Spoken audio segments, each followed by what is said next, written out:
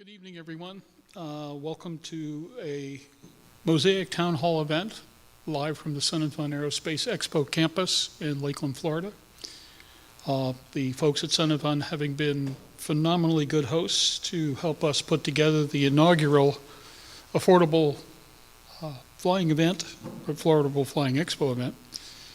We've had just tremendous success with wonderful airplanes and great people coming in, including a late arrival that was just a great story with Steve Wood, who flew the Spirit SE-1 all the way from Grand Junction, Colorado, through the mountains, November, open cockpit, and kept on going till he got stuck in Arkansas for a bit, fixed things up there, and then came on in and arrived at lunch. And it was funny, I offered him to come on into the office and take a seat, and he says, "Man, I do not want to sit on anything right now." But 1,500 miles at 100 miles per, and it was just lovely to see him here, and we're so pleased to have not just him, but Risen and Cub Crafters and Fans and Sensenik and Hartzell and so many others who had enough confidence to be here and understand that what we were trying to do was not set the world on fire with amazing numbers, at least not the first year, but to get people together with the major players in MOSAIC, give them a chance to ask their questions, put some fingerprints on some airplanes, which is why my wife just went and got a bunch of stuff to buff it off the SE-1. And more than anything else, just take some trust in the fact that the future of aviation may be in better hands than we thought. But those better hands belong to us as well.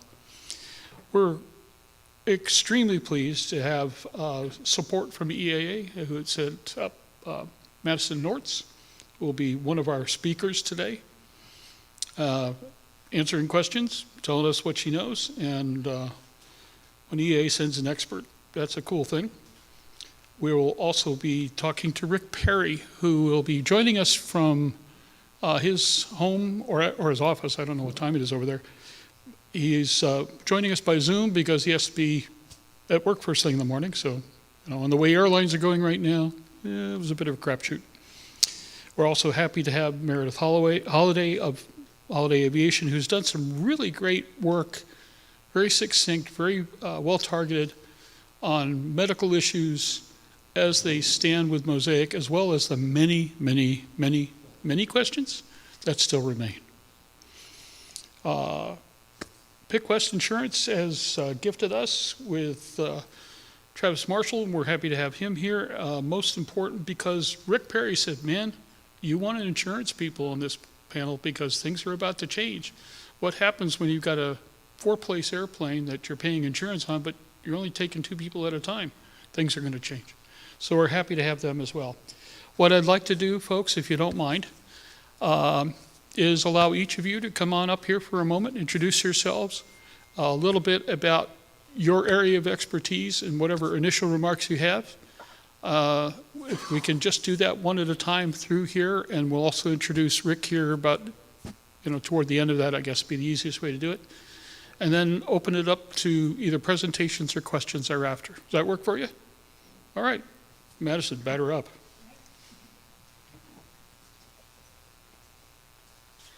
All right, hello everybody. I'm Madison Nortz. I work for the Experimental Aircraft Association up in Oshkosh, Wisconsin, if any of you guys are familiar with AirVenture.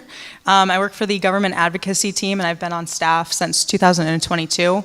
And in my time with EAA, I do a lot of work with airports and airspace, but obviously was pretty involved with the entire MOSAIC process, especially in the past couple of years, getting it across the finish line. So I'm excited to be here and looking forward to answering your questions.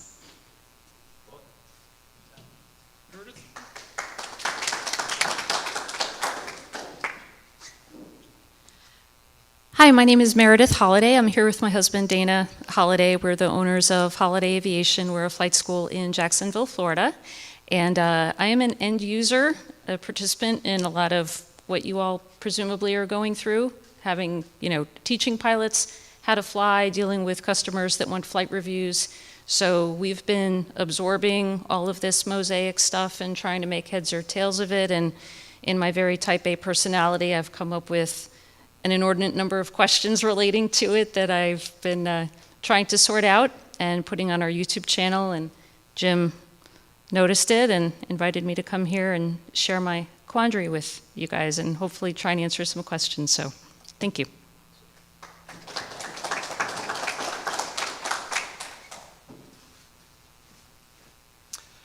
Hello, I'm Travis Marshall with Pick West Insurance Agency.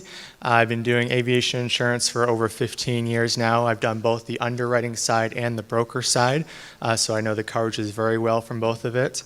I handle light aircraft, owner-flown type operations. My colleagues handle more of the charter and commercial operations. So I'm out there advocating for you guys as owners of light aircraft and getting you the best coverages. It's a pleasure being here. I want to say thank you to Aero-News Network for putting on the Affordable Flying Expo. It's always great when all us aviation enthusiasts can get together and discuss important topics like MOSAIC like this. So thank you.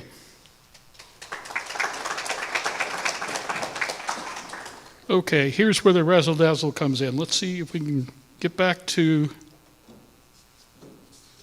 Oh, no, that didn't work. Hold on. I've got to escape, don't I? There we go. Now let's see if that worked. No.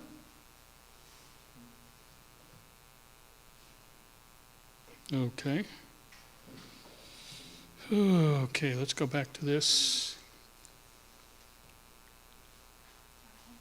Yeah, please.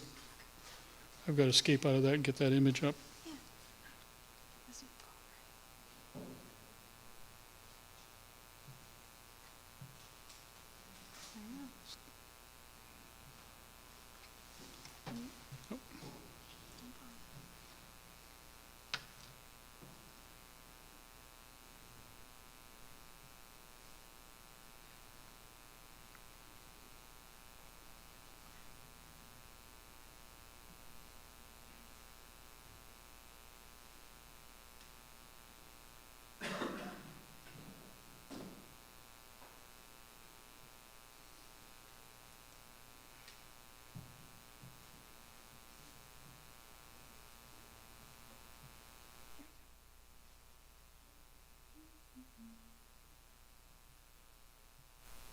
There we go. Okay, I've been shown up by a 25-year-old. What's that tell you? Rick, why don't you introduce yourself, buddy? Hello, everybody. I'm Rick Perry. I handle regulatory affairs for the Aircraft Electronics Association. Goodness, 50 plus years in aviation maintenance, 30 plus years here in Washington, been doing regulatory affairs most of that time. Have been involved in every evolution of the safety continuum along this process, and I participate in the ASTM committees dealing with the light sport aircraft as well as the Part 23 aircraft. So I'm touching just about every element of this thing at one time or another. Along with being a certificated mechanic, I'm also a certificated pilot. So been on both sides of it. Alrighty. And plus, to be perfectly honest, we've done interviews with Rick for decades, literally. Not to age you any more than you have already. And he has been the most cogent and descriptive person we've ever been able to run into when trying to get through the quagmire of regulation. And the quagmire is the nice word I had for it. So there's that. All right. There's a couple of ways we can start this. Do we have questions to start to talk to any of these individual people? If you have it, I can bring a mic over to you and you can talk to them directly, or Do you want us to do the presentation part to see if we answer any of the questions and then go to that, or? I didn't know that you had a presentation ready, but She's got slides. okay, well, I know about that, and then that I think needs to be part of her answer. But is there anybody who wants to start out with questions, or should we get started otherwise? I just want to make this as democratic as I can. Okay. What I would like to do is start with Madison. Madison, if you could talk to us a little bit right now. October 22nd was a big deal because part of this became reality. So much of it is not.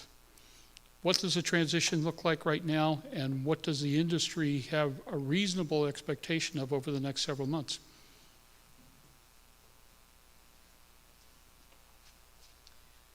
All right. Well, as I'm sure a lot of you guys know, the sport pilot rule was broken up into two different pieces. So first and foremost, we have what came out on October 22nd, which was the sport pilot side of this entire rule. So that's anything that's affecting the certification of pilots.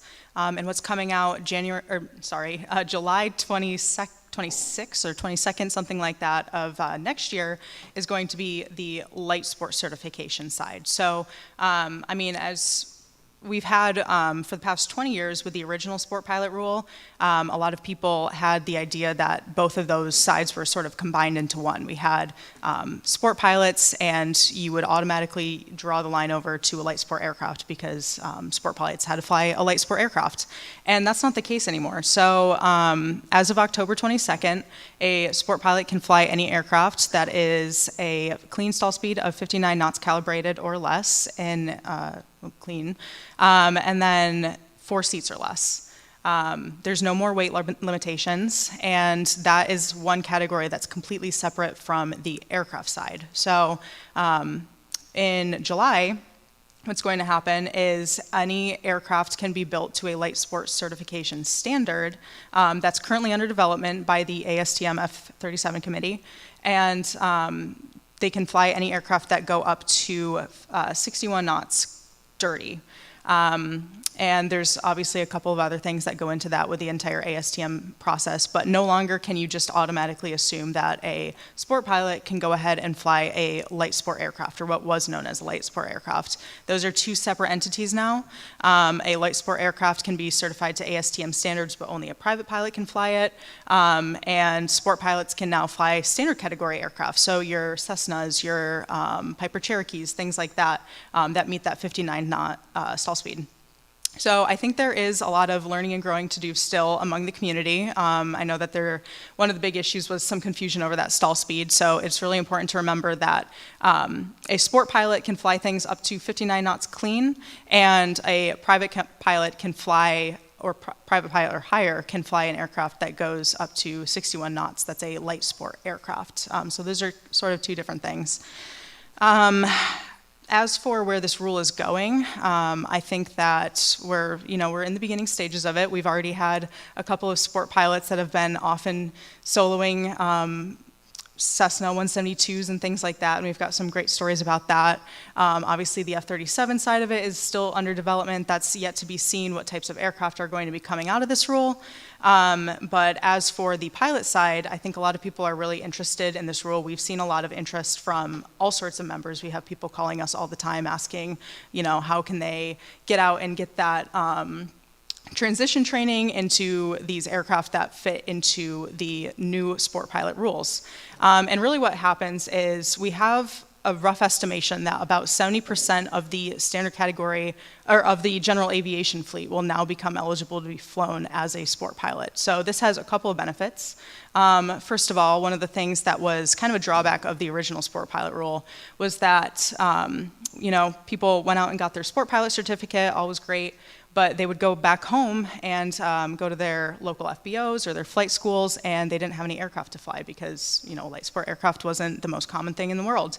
And so what happens with this new certificate is that now you can go out to basically any FBO in the country, any flight school in the country, and there are aircraft that sport pilots can fly. So it becomes a much more utilizable certificate, and people are finding a lot more benefit from that. Not only that, but the aircraft that people are flying are very traditional aircraft that a lot of people are comfortable in. So they have a little bit of different handling characteristics versus traditional light sport aircrafts. A lot of people will say that they're actually easier to fly when you get into your 172s, your Piper Cherokees, and things like that. So that's another benefit.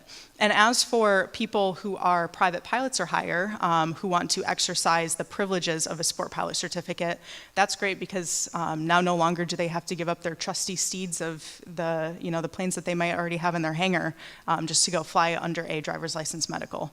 So you can stay flying the same aircraft that you're familiar with, that you're comfortable in, and that you might already own as a sport pilot or as a private pilot exercising sport pilot privileges, which I think is another really huge advantage of this rule. Does that cover it? Anything else? For now. Okay.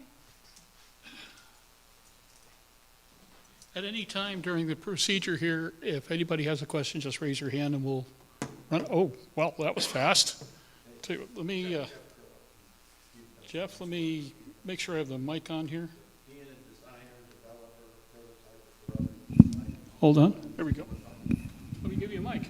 We're going to hear you, man. I was saying, being a designer of my own and developer of prototypes for others, I did the Velocity XL redesign, did the Raptor Aero redesign and prototyping, my own Orion, the Voodoo, which you're familiar with, Jim. I've been told that for the canards, which are taxed to try and meet the 61 knot stall speed, because technically they don't stall, that there's a new terminology being considered or already created called minimum controllable airspeed of being 61 knots in this case. Does anyone know if that is the case?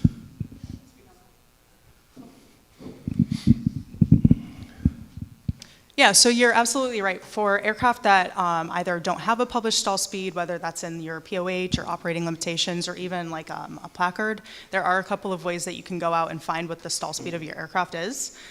So if there is, first of all, we'd recommend that you go through any sort of documentation that your plane has and see if there's something published. Another way that you can look at that is if you're flying, let's say you're a sport pilot, for example, and you're looking to find what your clean stall speed is. If your plane has, a green arc, it's just whatever the bottom of the green arc is, that would be an indication of what your stall speed of that plane would be.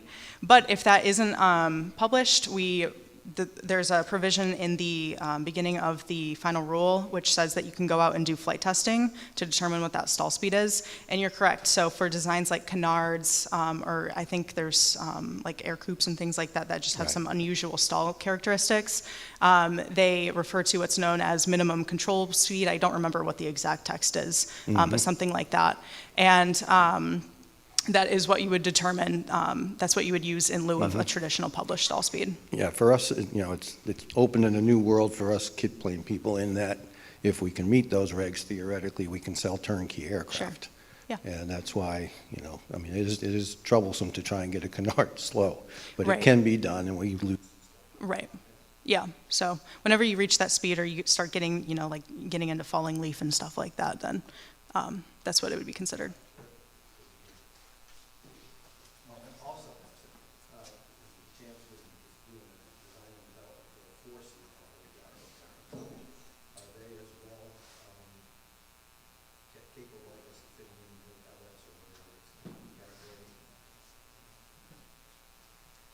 Got way too quick, didn't you?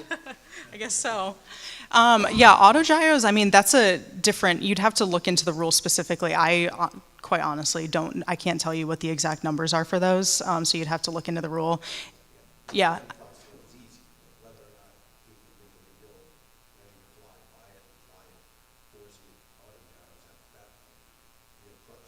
Right, I'd have to look into the rule. I don't know. I really don't know much about autogyros. If you or anybody else in the audience has questions, feel free to email our government team, and we can look into the nitty-gritty of the rule for you and get some answers to some of those more specific questions. But off the top of my head, I don't know.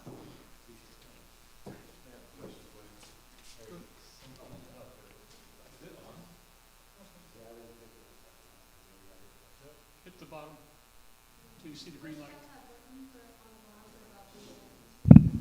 There you go, you're up. Yeah, Madison, thanks. I appreciate this. Carl Valeri and I, one of the things that's really exciting about some old guys like me that have been instructing for decades is the fact that maybe we don't want to keep our medical, but we still want to teach. There's many people that are that way.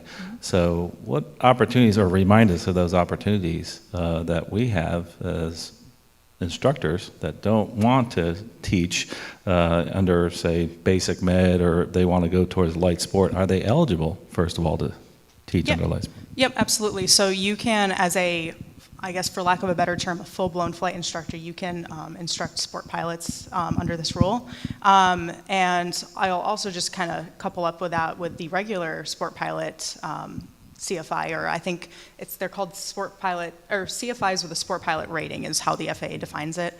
There's a bunch of opportunities for those types of pilots as well. So, let's say you just go out every weekend to go fly your plane and you're looking for a way to get back into aviation and give back to the community. The sport pilot CFI is a really great way for you to do that because you don't have to go through all of those steps of going through your instrument rating and going to get your commercial on top of that. With 150 hours, you can become a sport pilot CFI and kind of give your knowledge of aviation back to the community and, do something fun on the weekends, make a little bit of money. So.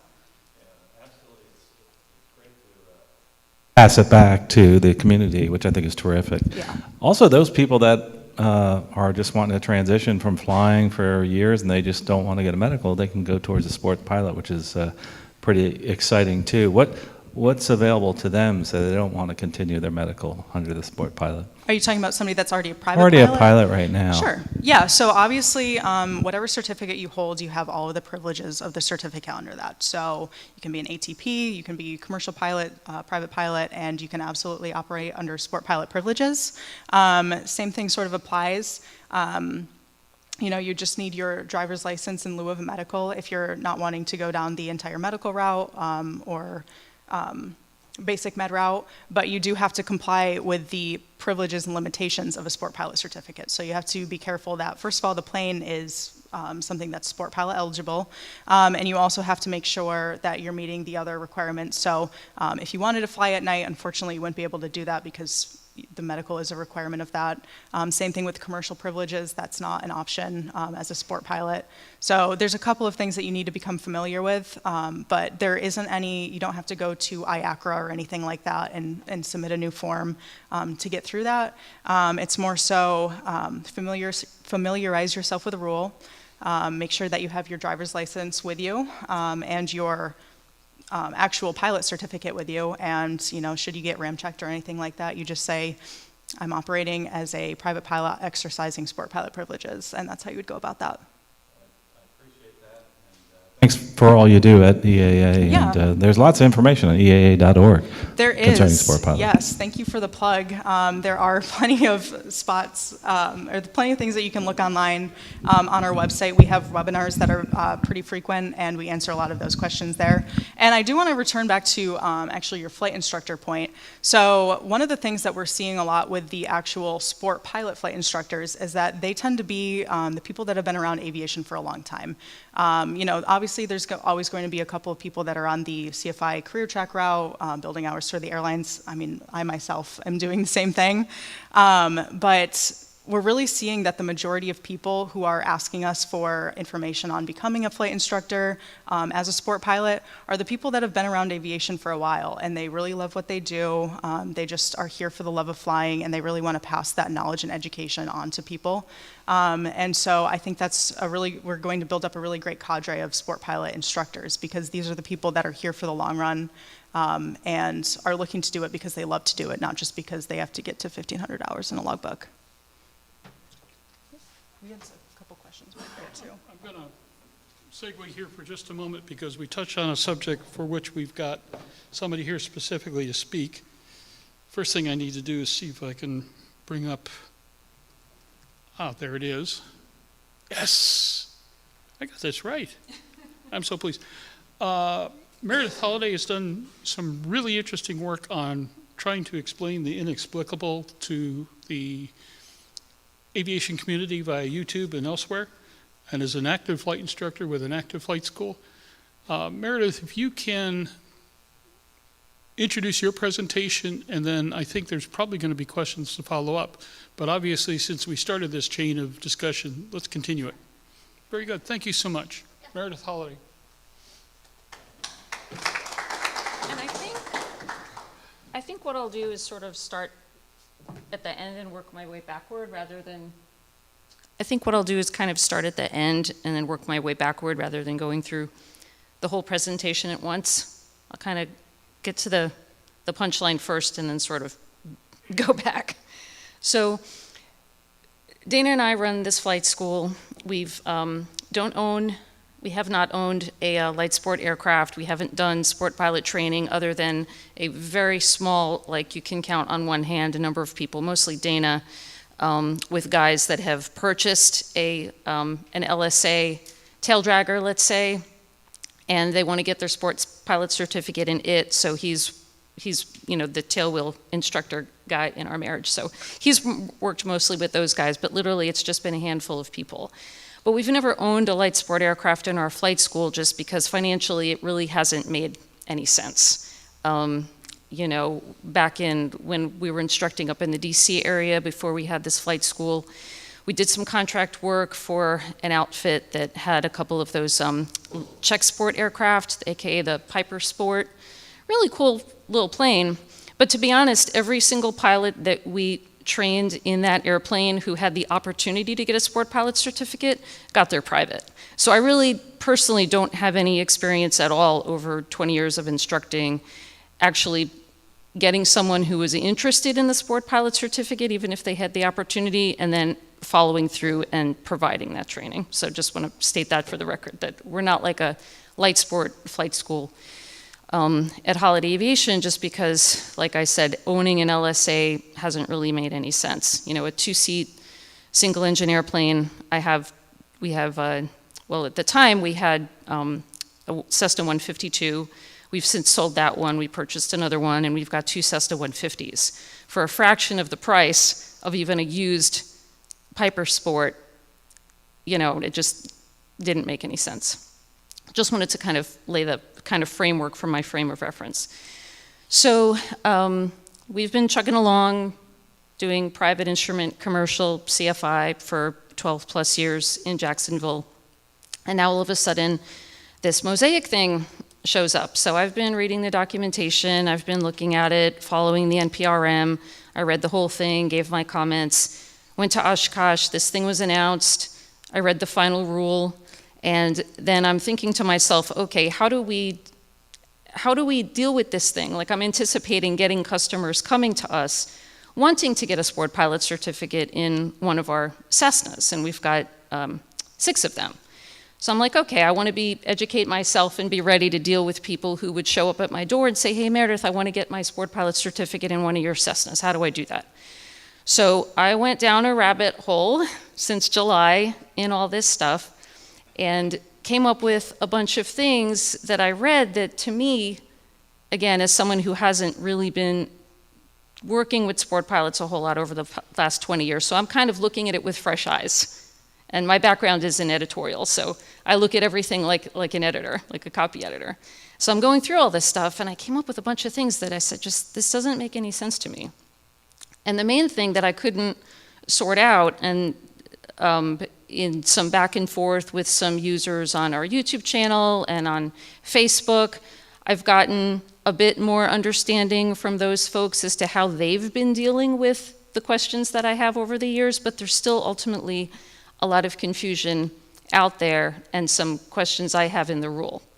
So with that said, here's the main thing that I've been wondering is, if you are a student pilot wanting to solo one of my Cessna 172s, how do we determine legally that you are, quote, seeking sport pilot certificate? Because a student pilot certificate is a student pilot certificate. There's not a separate student pilot certificate for sport pilots and for private pilots. It's just a student pilot certificate. Okay, so there's a bunch of stuff in the regulations that kind of point and allude to, okay, if you're seeking sport pilot's privileges, then you do X, Y, and Z. But some of those rules point to things in the regulations that say, if you hold a sport pilot certificate.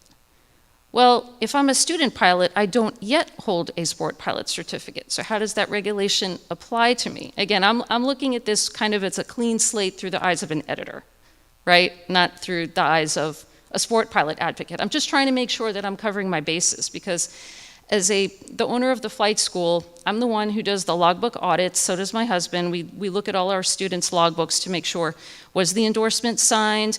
Are the dates right? Are the number of landings correct? I made an oopsie on that recently, and I put a video on that on my YouTube channel.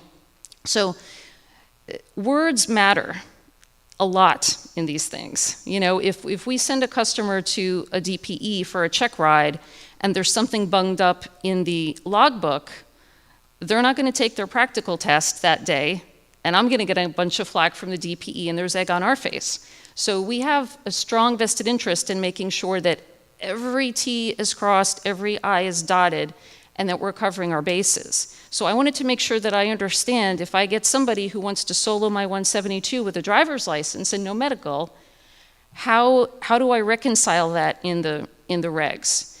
And it's extremely convoluted. I've got some of that in the presentation, but I wanted to get to the crux of it. And I brought with me my handy-dandy FAR AIM.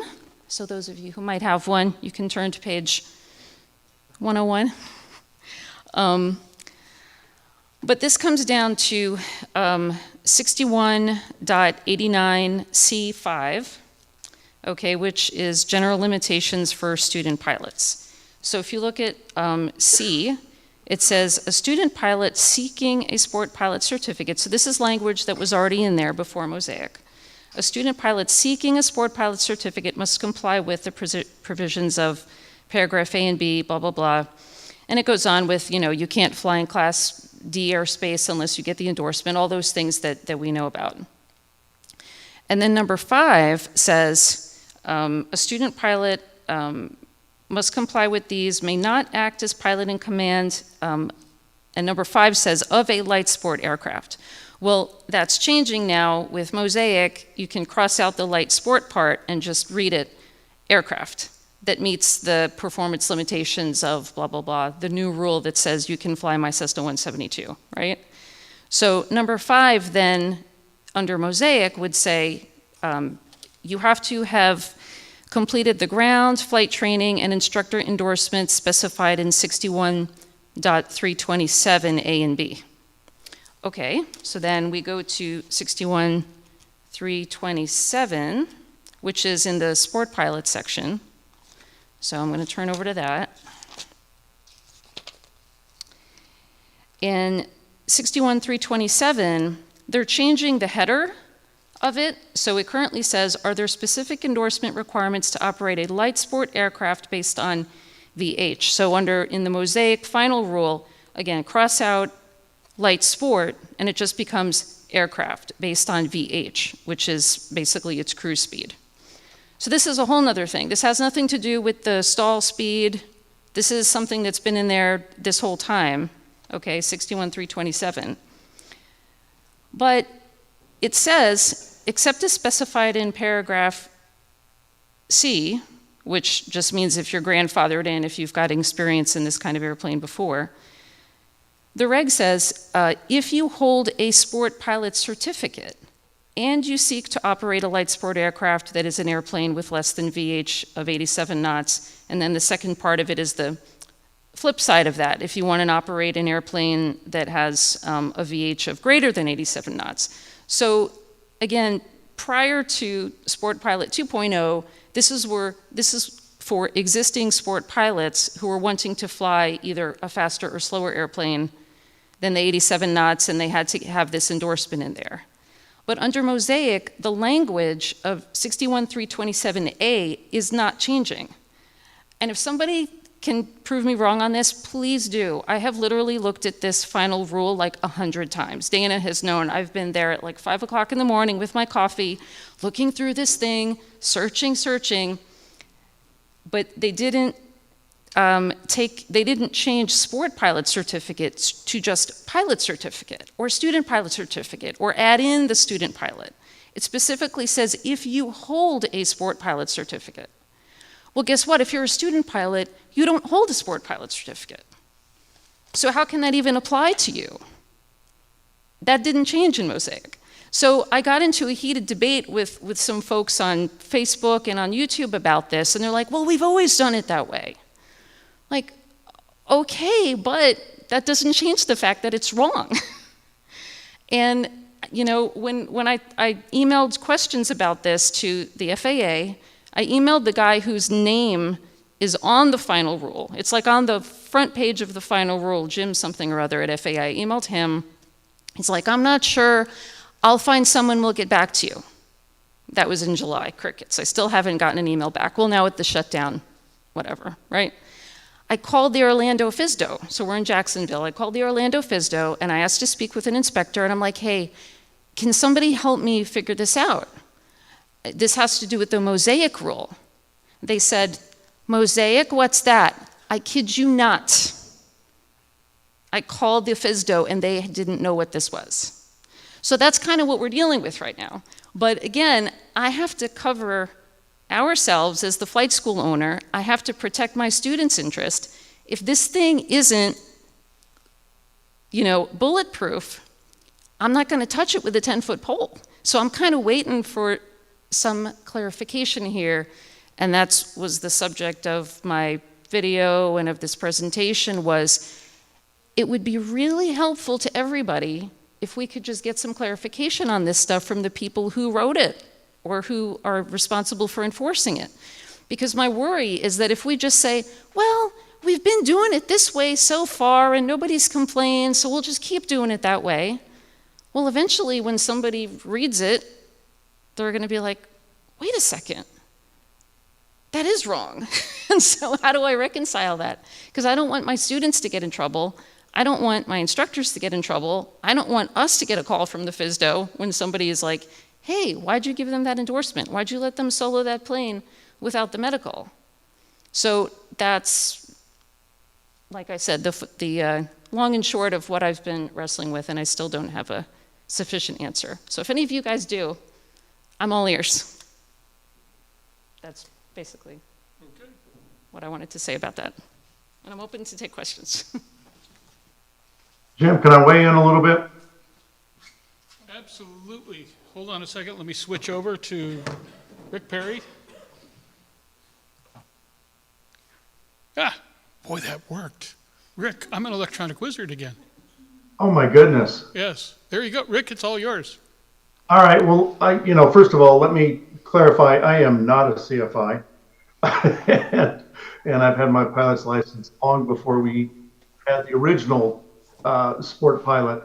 But to Meredith's point, the language of 6589C1 in particular, along with a significant area, a significant list of regulations, but in particular with regards to a student pilot for a sport pilot certificate, the preamble or the final rule specifically removes the language "a light sport aircraft" and replaces it with an aircraft meeting the performance limits and design requirements of 61316. Now, if you pull up the Federal Register, or not the Federal Register, but the Code of Federal Regulations today, it does not have the new language in the regulation yet. And I suspect that's because the rule became effective after we had the government shutdown.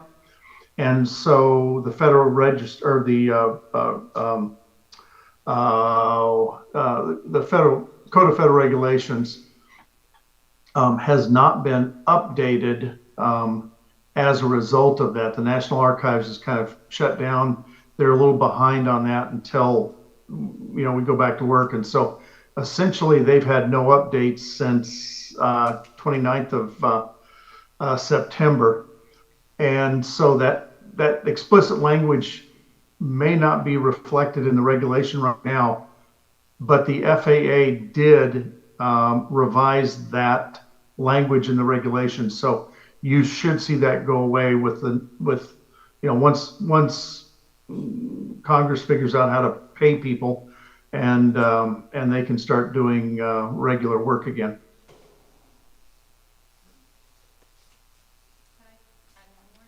Absolutely.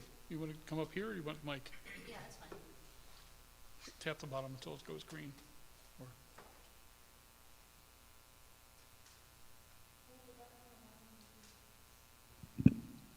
There we go. So the other thing was, I just brought all this stuff with me.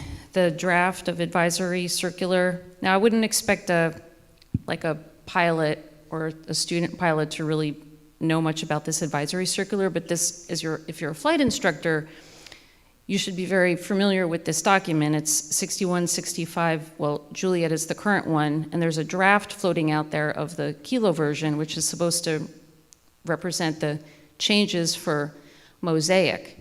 And I was hoping that in this draft they would update it to, again, provide clarification of some of these things, but they didn't. And in fact, there's some other stuff in here which, again, I was trying to get some answers from the FAA, but now with the shutdown can't, is, you know, if you go in IACRA, is there going to be any separate button in there when you're applying for a student pilot certificate to say, okay, I'm seeking sport pilot or private pilot? Because apparently there's this other paper form that you can use.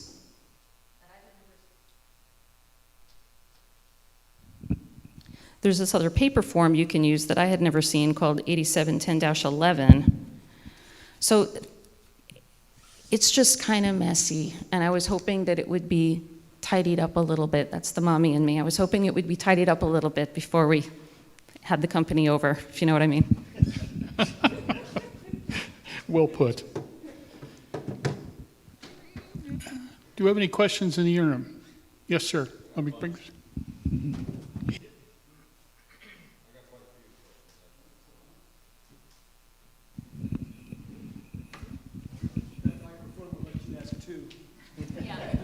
Familiar with this microphone. I'm familiar with this microphone. So, so you brought the question that you brought up in the beginning was one that I had, is like how do you designate, or how does someone tell anybody the difference between, hey, I'm getting my light sport aircraft certificate or I'm getting a standard PPL when it comes to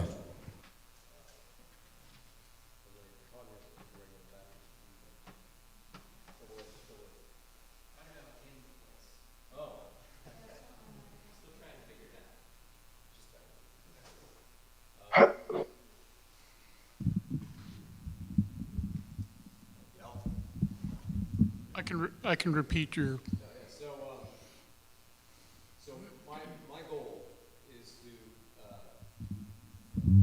I don't really want to be a CFI. Personally, I'm a pilot, but I would like to teach, like to be a CFIS. And I couldn't find a lot to describe, there's a process on, how to become a light sport instructor if you're already a private pilot, right? So you don't, you just have to kind of meet the criteria, the hours and stuff like that. But if I'm teaching someone to be a light sport in a standard aircraft, I don't understand how that process works, specifically if there's a ramp check, like you were referring to, in the form of, when they get their light sport certificate, right, it's going to be in any of these aircraft. However, what do I need to do to make sure, like, to get their endorsements to fly in certain airspaces or landing in certain airports? What does we're flying traditional airplanes now. What's the difference between that versus a specific light sport aircraft that has limitations of the light sport category? How does someone know that they're flying for light sport versus getting a PPL? Because there's two different criteria, right, in terms of their solo privileges. I didn't understand what the answer. I think that's what you were alluding to, right? That's your big question. Right. It's because prior to MOSAIC. We got the mic working over there, Zach? Yeah. Perfect. Thank you. Yeah, because prior to MOSAIC, a sport pilot could only fly a light sport aircraft, correct? It was all you could act as pilot in command was in an LSA. So if you were trying to obtain your sport pilot certificate as a student pilot and you were soloing this light sport aircraft, it really didn't matter whether you were seeking a sport pilot certificate or not. You didn't need the medical to fly this plane. So it was almost moot. I mean, like I said, that language was there, but it kind of didn't matter because you didn't need to exercise those privileges in that plane. You didn't need the medical regardless. But now it does matter because you could still do all that in a light sport aircraft. There's obviously tons of great LSAs out there. But now someone comes to me and says, okay, yeah, I want to get my sport pilot certificate in my Skyhawk, right? Okay, well, like I was describing it to some other folks, you've got Jane, student pilot over here, who claims she wants to get a sport pilot certificate, and you've got Joe, student pilot over here, who claims he's seeking a private pilot certificate. Well, Jane over here doesn't want to get a medical, says she's going to get a sport pilot certificate, so she can do that, but yet Joe over here, on the day of his first solo, at the same airport, in the same airplane, who says he's getting a private pilot certificate eventually, has to have a medical. So it's like, are you a sport pilot until proven otherwise? Are you a private, like, it's just, that whole business there doesn't make any sense now. It kind of did when they were coupled, but now there's language in there that you can kind of sort of interpolate. Like one of the commenters on the Facebook page said, he says, well, it's all about proving intent. I'm like, okay, how, we have a lawyer on the call here. I'm like, okay, if you're sitting in front of an FAA law judge, how tight is your paperwork here that you're going to prove that intent? That's what I'm trying to determine. I have a question for you. What's your name? Mike. Who's going to be endorsing you to take the practical test for the CFI Sport Pilot? Have you figured that out yet? Well, that's another question because before MOSAIC kicked in, you could only do it in a light sport aircraft. Right, and that. There are no light sport aircraft, but now. Right now, you'll be able to do it in non-LSA aircraft. So, I think if I understand your question properly or correctly, that all your answers to your questions will be addressed by the CFI that prepares you for the practical test, to the extent that he's able to. Because again, with this intent thing, my opinion, which isn't worth a whole lot, is this. And just to clarify for people, if you're still not sure what we're talking about here, the regulation says that if you're training with the intention of getting a sport pilot certificate, you don't have to have a medical to fly a non-LSA aircraft. If you're training with the intent to get a private, you do. And that's the question that hasn't been answered yet. My opinion is they're gonna basically leave it up to, it's like an honor system thing. Well, this is what I was gonna do. And again, that doesn't hold water, in front of a law judge, but that's when they come back with the answer, if we can ever get an answer, I think that's what they're going to say. Well, it's, you can define your intention. We're actually thinking about having a document where they sign it. But to answer your question, how do I train somebody? What can I do? You'll be able to, once you get your CFISP, you'll be able to teach in non-LSA aircraft. Again, the ones that meet the criteria of MOSAIC, and nothing else changes. It's all driven by the endorsement 6165. It's Juliet now, it's coming up to be Kilo, but all of your answers to those questions will be addressed by the guy who signs you off to take that practical test for your CFISP. Which is a challenge as well.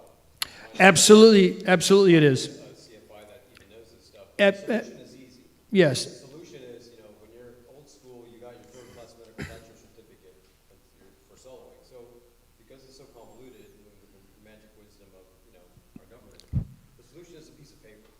And you are a sport pilot. This is your sport pilot training certificate, for example. So that way it's a super easy thing. Yeah, I'm a sport pilot. I'm flying the same airplane as that person is without a medical, because this is all I'm seeking. That's an obvious thing. But the solution is simple, but we can't offer that. So my question is and you were looking at it from protecting yourself, your business, the students. It's the same thing. Like, how do I do that? I mean, my challenge right now is just to figure out, not as a CFI, as a PPL, with many endorsements, but I didn't think of going that route until now. How can I become a CFI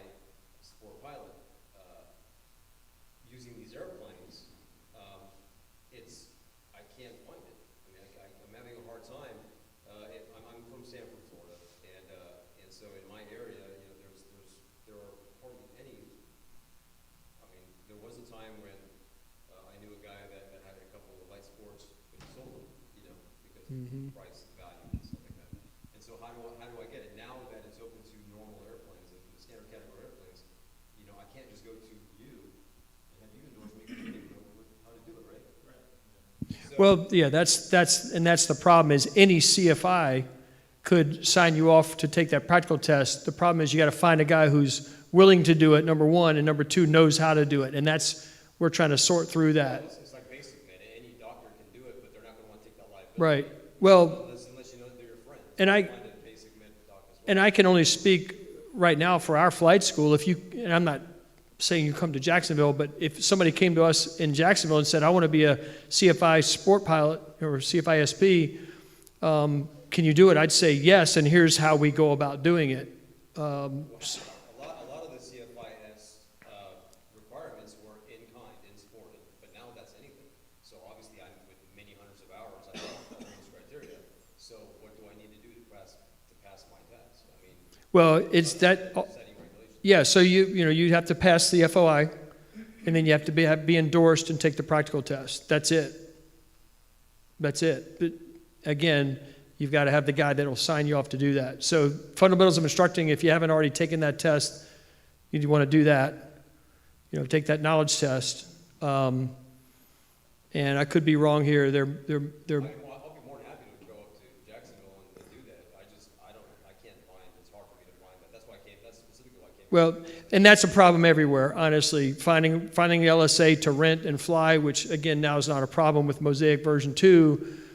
It's really more now. The problem is because we hear this from everybody. I want to do this, but this flight school won't do it. They don't want to have anything to do with teaching sport pilots, and we'll do that. And there's many flight schools that will, but that's the problem. It's just the same with we do a lot of ultralight training advocacy. We used to train in a 2-place LSA that was high drag, low inertia, like a Quicksilver. And those guys are traveling hundreds and hundreds of miles just to get training because there's just so few places that do it. And I think as time goes by and these muddied waters get cleared up, guys like you will be able to find more places closer to home where they can get this done. But right now the answer is you find a CFI that's willing to do it and say, okay, what do I need to do? And then they'll sit down with you and go, okay, this is what you need to do. And the CFI that does that is just a standard CFI. You can do it. Just don't know. Okay. That's right. I have lots of CFI friends. I'll have to ask them. Here's the other question that applies insurance. So you have an airplane that is a light sport airplane. Typically, these airplanes are very expensive. They were whole values and all that stuff. But now we're opening the doors up to the GP airplanes, the 150s and the 140s and the 20s and all that other stuff, the Pipers. So how is that going to be insured specifically, both for as an owner? Like, let's say I teach someone to be a light, sport pilot, flying the new airplanes. How outside of the like the basic, like how many hours you have? Like let's say that you are a light sport piloted, certificated person wanting to fly a standard category aircraft. Is the insurance going to be any different because of the certificate, light sport pilot versus a PPL? Does that change? And as me, as an instructor, flying an airplane and wanting to then, teach people in that airplane that are going to be visibly less talented at the end of the day, I guess, per se, light sport, but we're still flying the exact same airplane. How is the insurance going to be? How's that going to impact me as an instructor or a light sport pilot school using standard category aircraft? Sure. Well, there's multiple categories that go into the rating of it. It's not just the total hours, it's the make and model, where are you operating it, how many hours of utilization. And so they take all this into account. And if they're looking at a 172 that you're operating as a light sport, they're still looking at that as a 172, that plane. That doesn't change. How many hours are you flying it? Are you flying it dual only? Are you flying it solo? Are you putting it out to rental for people outside of it? These are all questions that your broker will get from you in order to then shop the underwriting markets. And so it's still a rental operation if you're doing it that way. A student pilot is coming in, renting a 172, wanting to go out and solo it. And so the risk factor to the underwriting companies isn't really changing of whether they're doing it for sport pilot or private pilot. So, I got quotes from Medco and stuff in the past, so that doesn't change. Basically, it has nothing to do with the certificate. It's just, so that's pretty easy. So the biggest challenge, sorry. Go ahead. This is why I came out, I want to get some answers. So finding a CFI that's willing to give me that light sport certificate is the thing. Now, it's easier with the airplanes, so now it's just a matter of finding someone that's willing. That's right, really, that knows how to do it and is willing to do it. And that's the problem is I think there's more guys right now that are willing to do it, but they're not sure what the rules are. And then there's still some details that I'm fuzzy on because I haven't taken the time to look at. I know 90% of it, but yeah, it's just finding somebody who's a CFI that can do the job, and then number two is willing to do it because they know what to do.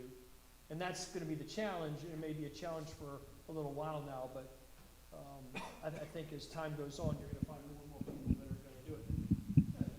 There's been even before MOSAIC version 2 came along, there was a hesitancy in the industry to train people for a sport pilot in order to take a practical test for a sport pilot certificate, just because of ignorance on what's, because the PTS book is this thick. And, because it covers, weight shift, it covers, all the different categories of light sport aircraft. So I think there are people, and again, most of the instructors that are out there are billing time to go to the airlines, and they're like, well,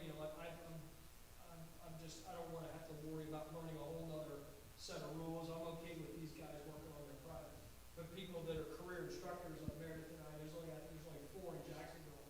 The other 60 are just building flight time. Not that there's anything wrong with that. Those are the ones that are going to be more likely to say, yeah, I'll help you. Give me a call. We'll start working on endorsements. We'll start working on your FOI. Kind of give you a little roadmap to success so you can start knocking down these requirements and get ready for that practical test and really know what you're doing. Because a lot of the CFIs that we see that we interview for jobs, and we get 10 a week now, they can't tell you the difference between a forward slip and a side slip. They pass the check ride, but they're really not prepared to teach. And those guys are not going to be the ones that are going to help you get your CFI score. Yeah, but you pointed to that book, which is sport, we measure that's light sport. PTS. Pilot, yeah, that's the PTS. So that has all of those, which would be, like you said, weight, shift, and all this other stuff. So how many CFIs know the answers to those questions? I don't even know the weight shift stuff because we don't, I'm not rated in weight shift category. But when you're talking about fixed wing, we got you covered. So that's why that's so thick, is because it covers all those. But to be a light sport CFIS in a fixed wing aircraft, do I still have to read that entire book? No, only the part that applies to okay. sport pilot airplane. So basically, So a very small portion of that book. so considering that these are airplanes that I already know very well because I passed my regular practical, Right. which should be very few. Yeah, it won't be much different than you going for a regular CFI airplane. It really won't be much different. Hey, folks, we're getting some complaints from online because They can't hear. they can't hear as much. I'm pointing the mic in the way, but the biggest thing right now is wait to get a mic and speak from there. And if we can move it along a little bit as well, there's a couple other questions that are coming up. Madison, you had something to add to this? Yeah, I was just going to address, a lot of what you've spoken about, but nothing in aviation moves fast aside from the airplanes. I guess the better way to say this is nothing in regulation moves very fast. So the FAA is obviously aware of a lot of these issues. One of the big ones we're facing right now is DPEs, because you need a CLOA to perform a check ride for a sport pilot. And there's not a lot of DPEs out there that right now that are able to do that. But the FAA, we've been talking with them about this issue. They're aware of the issue. This is something that they're working on. Obviously, as we've already mentioned, the government shutdown doesn't help. But a lot of this stuff continues to be built upon, and you've got to start somewhere, right? So obviously there's little tweaks and things like that need to be made from the final rule. That's why we have all of these additional, advisory circulars, and that's the whole point of having that additional regulation regulation to help you out, or not regulation, but guidance to help you out in understanding the rule. So there's things that are in the pipeline, there's things that are in works. As I mentioned, the government shutdown isn't helping a lot, but there are things that will be coming out as the community grows in size, and as we get a little bit more time and experience under our wings with this new rule, you'll definitely notice that there's going to be a lot more instructors that are familiar with the sport pilot rules and things like that. We've got places all over the country that are reaching out to us, asking us questions about how do I become a flight school that can instruct sport pilots and things like that. So give it some time. There's definitely going to be additional guidance out for you. I mean, one of the things, for example, is just getting the PTS into ACS standards, because that's one thing that they're trying to do across the entire industry. I mean, there's still a couple of other ones aside from just the sport pilot PTS that are still out in limbo trying to get into that ACS mode. So it just takes a little bit of time, but things are in the works, and you should be hearing from some of us too. And that's the other thing. Keep up to date with EAA and a lot of the government organizations that are pushing this stuff out, because we do webinars. We're doing a lot of publication of documents and things like that we're pushing out to flight schools and stuff, so that they have a little bit more awareness, and eventually we'll be able to help you out with that. Now, you had a question over here? No, I'm sorry. I'm good. Yep, there we go. Just a clarifying question, you can repeat it if you want. Go ahead. This is probably a naive question, but I keep on hearing saying CFIs approving someone else to be a CFI. Are we talking about CFIIs that need to do that? No, the double I, you only have to have a double I in order to endorse somebody to take an instrument practical test. Okay. So CFI, as I understand it, CFI SP or CFI airplane, regular CFI, for lack of a better term, can endorse somebody to take a CFI sport pilot practical test. It doesn't have to be a double. All right, I'll repeat that. Sorry about that. So, no, in order, you don't have to have a double I to sign somebody off to take a sport pilot practical test, or a CFI sport pilot, or a CFI airplane. You only need to have a double I endorse you if you're taking an instrument practical test for instrument. Alrighty, any other questions?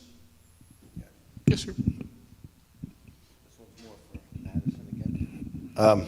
With these guys talking, giving sport pilot certificates out to people, you mentioned 59 knots and below, you're qualified to fly with a sport pilot. And you mentioned private with a medical for anything above 61 knots. What happens to a guy designs a magic airplane, because I believe it's 250 knot max and 4,500 pound max gross? There's no way. No? Oh, okay. So when a customer comes up to a guy like myself, or the swings at Velocity, says, I have a sport pilot license, can I fly that airplane? That airplane stalls below 59, but it does 250 knots and it weighs 6,000 pounds. Is there any max limitations to the straight sport pilot license in terms of top end and weight rating limitations? So there is no more weight-based restrictions. That's all done through stall speed, but there is a maximum forward speed of 250 knots. Which is the speed limit going 10,000 feet anyway. Right. I'm more worried about the experience of the customer jumping from his 700-pound light sport. Oh, well, I mean, just like in anything else in aviation, you want to do that transition training. I would never go and send somebody out to... Well, I mean, it's not... This is prudent. Right, exactly. We say that, I mean, every time we talk about this. We were saying this for when the rule came back out in October, on October 22nd, for all of those private pilots and higher that were looking to fly as sport pilot certificates. We said, hey, you can go out and do this on October 22nd, but go and get training. Go find a flight instructor that can go and help you get transition training in this. We also have documents about going out and doing transition training. That's something that's currently in the works for us right now. And I think there's an advisory circular out about that, a couple on transition training and things like that. So refer to your advisory circulars, check back in with us in a couple of months. We'll probably have some stuff out on transition training.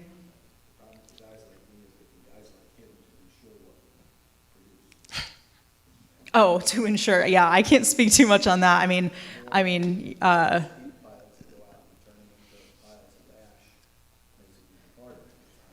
Oh, absolutely. And I mean, we've had conversations with insurance underwriters and things like that too, and they've said very similar things, you know. I mean, as far as I understand, every aircraft has a little bit different, there'll be some like hours requirements and things like that on it, so I'm sure you can speak a little bit more to that. You want me to come up there and do mine now? Sure. Yeah, I mean, as you get into different aircraft training requirements, you know, if you're transitioning into something brand new that you've never done, tail wheel, retract, now you can do retract with MOSAIC in some of them. Underwriting companies are going to put a hour requirement on there. It could be 25 hours a dual to include 15 full stop touch or landings, and then 10 hours of solo prior to carrying passengers. If you have a lot of experience in a tailwheel aircraft and you know you're just getting into a make and model that you've never been before, oftentimes as brokers we can say, hey, he flies this tailwheel RV all the time. He's getting into this tailwheel RV. It's the same thing. They'll just say, okay, go ahead. Or maybe some markets will say you got to get a checkout 1 hour with a CFI or a mentor pilot, and then you're good to go. All right. There was a question in the back. Attila. Yeah, Zach, can you run that back for him?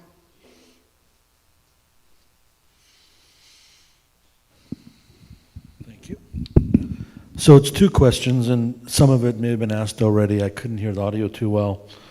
All day I've been asked by different pilots, can this aircraft be flown by a sport pilot? Well, if it's 59 VS1, yes. If it's 61 VSO type of aircraft, then no. Is there going to be an official designation of what type of sport plane each plane is, even though they're both sport planes? Like within our company, we call it Sport S and Sport P. Sport S can be flown by a sport pilot, private pilot, commercial, and a Sport P has to be private and above. But to me, that seems like a simple way to designate it, because how does a sport pilot know just by walking up to a plane if they can fly it or not? Now, to dovetail on that statement, the next question I have is, this is for the instructors in the room.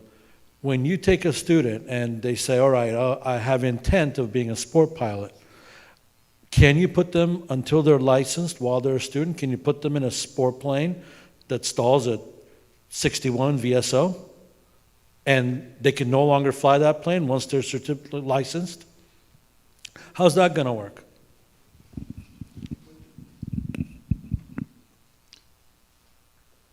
Rick, you want to address the first part of that? In regards to how they're going to designate what is and isn't legal? I mean, as far as the specific type of aircraft, have you heard anything along the lines of how that's going to be designated? I have not. I think it's just straight understanding what your stall speeds are. I mean, you know, it's not like there's going to be a logo on the side of the airplane or something, you know. Not that I'm aware of anyway. I think it's a good question. I think the second question, and let me clarify something though. It's above 59. It's not 61 automatically. And this is one of the major confusion factors that goes back 20 years when this was first introduced in 2004, where the light sport and the sport pilot were married. This divorce has completely separated the two. So when you're talking about the sport pilot, it's 59 knots clean and below, and anything above that, you would have to have a private certificate for. For the light sport aircraft is the 61. And so that causes a little bit of confusion, as if, you know, we don't have stall speeds of 60. But I do think it's just a matter of looking at the pilot operating handbook and understanding what that speed is. I thought the second question he had was really good. And Madison, I'll leave it to you to take that back to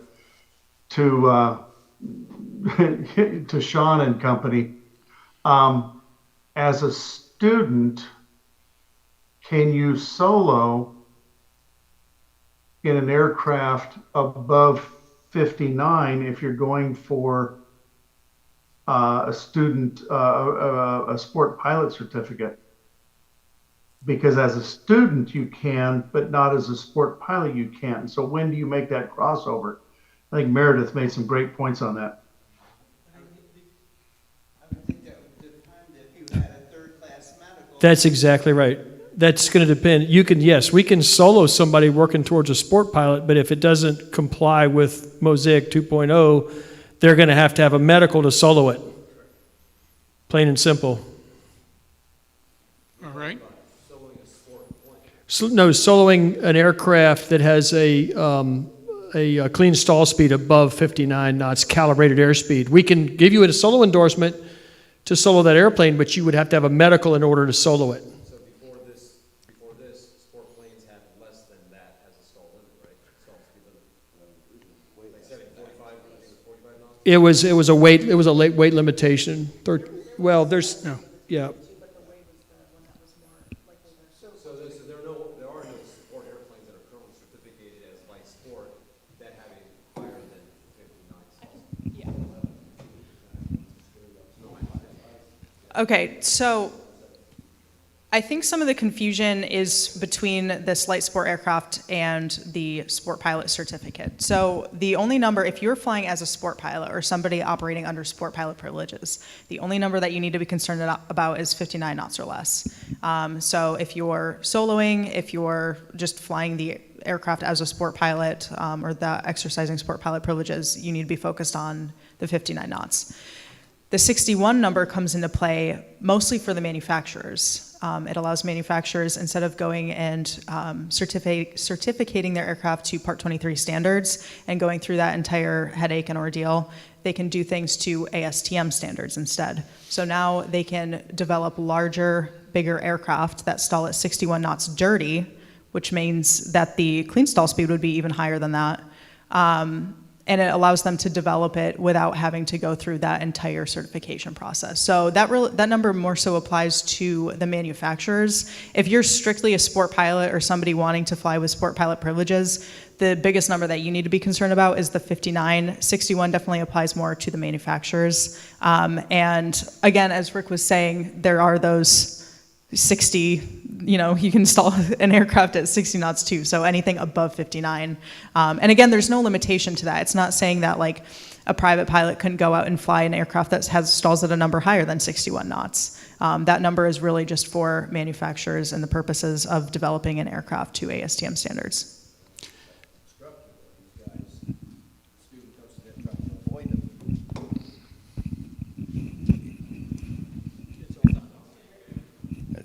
Yeah, we go. His concern was, can he teach in a 172 or a 182 or whatever the case, if it meets the stall speed. But the guy who comes to him or you folks and not wanting a medical-based license, wanting a straight-up sport pilot, you can't use those airplanes for him unless he has the medical he's trying to avoid. We can if he's seeking sport pilot. That's what we're asked. That's the question Right. we're waiting for the answer on, is how do you determine officially whether they're seeking a sport pilot or seeking a private. But he was asking if he's training a guy seeking a sport pilot, can he use, say, a 172 or a 59 plus knot stall airplane?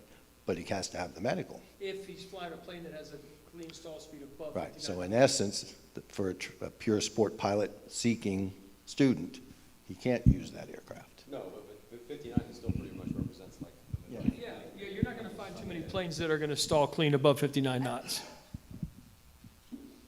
Maybe you can clarify this. So, again, difference between the certificate and the aircraft, right? The 59 knots has to do with the certificate.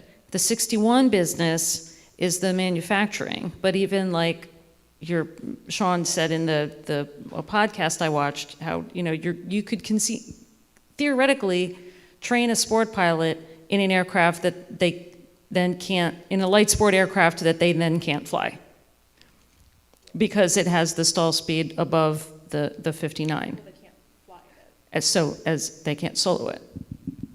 No, this goes to what you just said. There are going to be now some light sport aircraft that a sport pilot cannot fly. Does that clarify anything at all then?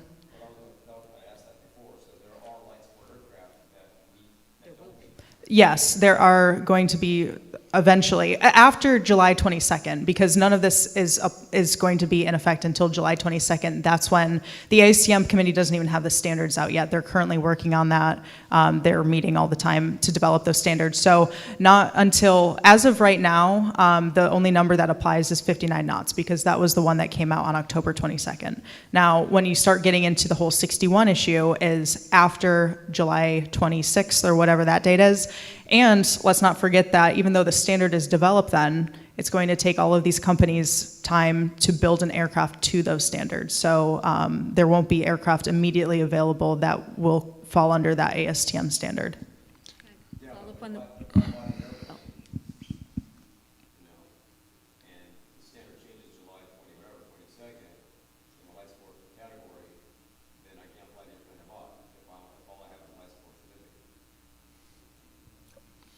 But you also know that these regs are in the process of transition. And that's the one thing you got to be careful about in the meantime until you make a final decision based on the information you have. The 61 knots doesn't apply to any aircraft until after July. There won't be any aircraft that meet that until after July, because there will be light sport aircraft that are traditional light sport aircraft that we see right now that are the 1320. They're not going to be held. That's a totally different thing, because those are already under the 59 knot stall speed anyway. Rick, if I could ask you to weigh in here. There's a lot of continuing questions about language that's obviously incomplete, possibly incorrect, certainly in transition. The regulatory process of cleaning this up, what can we expect? Is this going to be a fairly clean process, or are we going to be going back to the farm a bunch on this? Are you asking me? Yes, you, Rick. Sorry. No, you're good. So I will tell you that unfortunately, and I don't want to make it sound like an excuse, but because of the government shutdown, a lot of the things that I would have anticipated being published, aligning with the October 22nd effective date, simply cannot be published. So even if all of this stuff is finished and sitting on the shelf, they can't do it. I think there is going to be a lot of questions asked. I think some of these questions are really good. I'm enjoying listening to the questions because, they've been a challenge with this whole thing. One of the big challenges we have is that depending on what your focus is, that's what MOSAIC is to you. But MOSAIC is truly a kaleidoscope of regulation changes that cover the whole spectrum.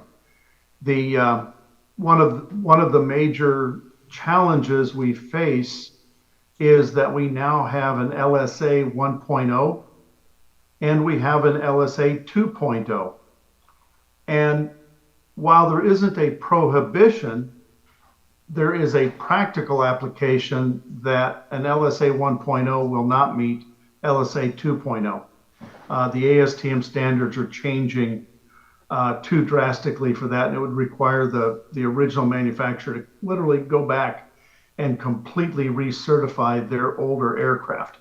So we're going to be dealing with LSA 1.0, and I think Madison had mentioned that. It's, we're keeping the 1320 weight limit on it, and all of the other limitations that went with it. And, I think those aircraft aren't really going to be pushing the new stall speed for a sport pilot. But on the other hand, with LSA 2.0, it is pretty broad in what that aircraft can do. Now, it does have a maximum speed of 250, which is the airspeed below 10,000 feet, which is actually an ironic thing that they kept that even though they didn't limit the sport pilot to 10,000 feet. So, I think, Jim, what you can expect is that we're going to be spending the better part of the next, 6 to 12 months clarifying a lot of this language. I'm looking forward to seeing what the ACS looks like, and all the revised. A little light reading, maybe? Huh? A little light reading, maybe? Yeah, a little light reading. But the airman certification standards will be revised. The last revision for sport pilot was in '93, and so getting that updated to the new rules is going to be really important. I do. If you read the preamble, I feel confident that at least the intent is to get the clarity in there. I think the questions on the student pilot and the student sport pilot, I don't think the agency adequately addressed that in the preamble, and it doesn't look like anybody asked those questions during the comment period. And I think that's going to be really interesting because they're flying under a student certificate at that point, not a sport pilot certificate at that point. Yes, the third class medical, but does that make a student or not? How does a sport pilot student, how do they show that they're a student? I think that's going to be interesting. And I just don't think it's been clarified in the preamble. I didn't see any language in there on that.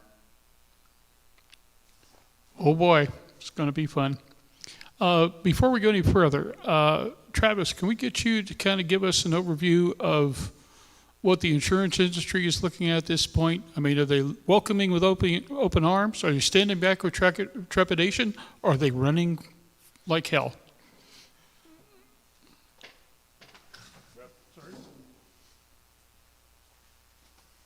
Thanks, Jim. Great conversation so far. Now the real reason everyone's here, everyone's favorite topic, right? Insurance. I know Jim mentioned that Rick said, hey, we got to have an insurance guy here because there's going to be a ton of changes.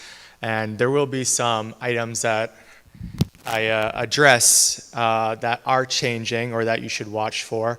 But for the large majority of people, MOSAIC is not going to have an effect on your insurance policy.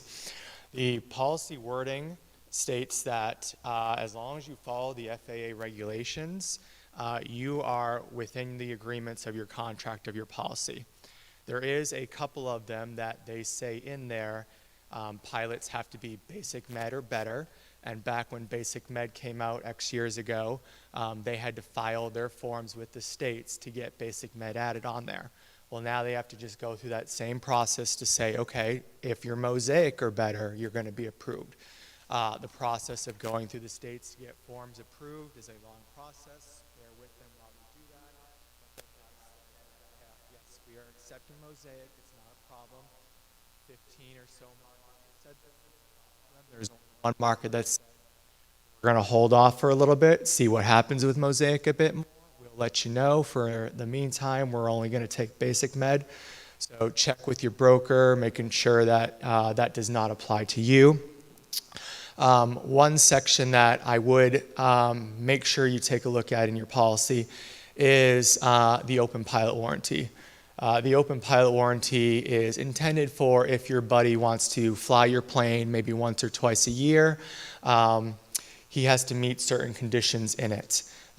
You, as a named pilot, this does not apply to you. So if you've already been approved by the underwriter to fly under MOSAIC with a sport pilot license, this doesn't apply. Your underwriter has looked at you and said you're good to go. The open pilot warranty applies to anybody who's not named. Anybody who's going to be flying regularly should be listed as a named pilot. Most likely, the open pilot warranty is going to continue to still state private or better. So if your buddy wants to fly under a sport pilot, he's not going to meet the open pilot warranty, and you're going to have to reach out to your broker, who will then go to your underwriter and try to get him specifically named as a pilot. And then if he gets him named, then again, the underwriter has approved it, he's good to go for that. And then I've fielded multiple questions over the last 2 days, but a couple that have come up multiple times. The first being with regards to the number of seats and how the insurance applies to them. That hasn't changed in regards to underwriting guidelines. Right now, or previously, if someone bought a 206 and said, hey, I'm only going to keep 4 seats in it, okay, we'd say, fine, we can write the policy with just 4 seats. You'll pay a liability premium only based on 4 seats, but you have to physically remove the 2 seats out of it. You cannot fly the plane with 6 seats and just tell us you're only doing 4. If you're going to keep it in there, but only ever decide to fly 2, 3, 4, they're still going to charge you for the 6. So now if you have a 182 and you only want to fly with 1 passenger under sport, you can do that, but you're going to pay the same rate as 4 seats unless you physically take those 2 seats out permanently, okay? And then the other question that keeps coming up is, how is MOSAIC going to affect insurance when it comes to the age of pilots? The magic number has always been, for the longest time, 70. Make sure you're with what we call your forever market, being the market that you're going to fly with for the rest of your flying days by the time you're 70. The last few years, we've had a few new markets come in to the play where that number has now started to move, and they're saying, we'll take new business pilots to us who are 75, 78, 80. And so we're getting a bit more leniency there. Again, there is no condition in the policy that states there is a minimum or maximum age for pilots. It's an underwriting guideline. So if a market says at 70 or 75 or 78, we're going to start requiring annual physical, annual flight reviews, or going back to if it's a retract aircraft at 78, there is a couple markets that will then say you're dual only. These are questions you need to start thinking about. And I have these conversations with my clients when they're 68, 69, and start saying, who are you going to be with forever? We need to look at your coverage and what your plan is for the rest of your flying days. You might be with a company that has very good coverage. They've been the cheapest company. We've shopped them all. They continue to be the cheapest. And maybe you've been with them for 10 years. They're fantastic. Maybe you had a claim with them. They did a great job. But when you turn 78, they're going to tell you dual only. Or they're going to tell you, hey, when you turn 75, no more MOSAIC. You have to do 3rd class every year. And that's not something you want to do. Well, there could be another market that could be a little bit more money, but we want to move you to them because that's in your best interest, okay? Again, conversation you need to have with your broker at 68, 69, ideally before at 70, all those markets start saying, we don't really want it anymore, leave it where it is. So other than a handful of people with that one market that isn't really going to do MOSAIC right now, and the other markets that are slowly changing their state requirements, it's really not going to affect a whole bunch of people right off the bat. Questions? Hey, Travis, I've got one for you. When you talk about removing the back seat, and you use the word permanent removing it, are you, and I realize when I say you, it's kind of the insurance industry, are you anticipating some kind of a formal, mechanism to remove the back seats, or are you just talking about physically taking them out of the airplane and just not flying with them? Most of them will just say you have to physically take it out of the seat or out of the aircraft. If you were to have a claim and the seats are in there, you could be, against the coverages that are in force. I know there's one carrier that told us you have to actually sell the seats. You can't have them. How that's enforced, that it's not in your garage, I don't know. And then there are some markets that will have you sign a form and say that you are flying and insuring this aircraft with less than standard seating, and that you understand that this policy is only covering up to this number of seats. Okay, so no STC, no formality to it, just a physical removing of it. Yes. Thanks.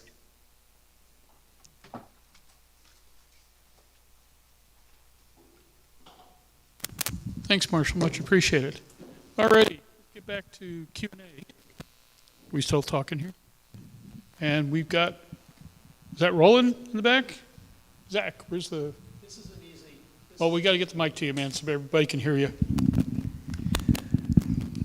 Real quick, guys, I think everybody that's here has bragging rights for next year because there's going to be a lot of people asking us questions. What happened over this weekend?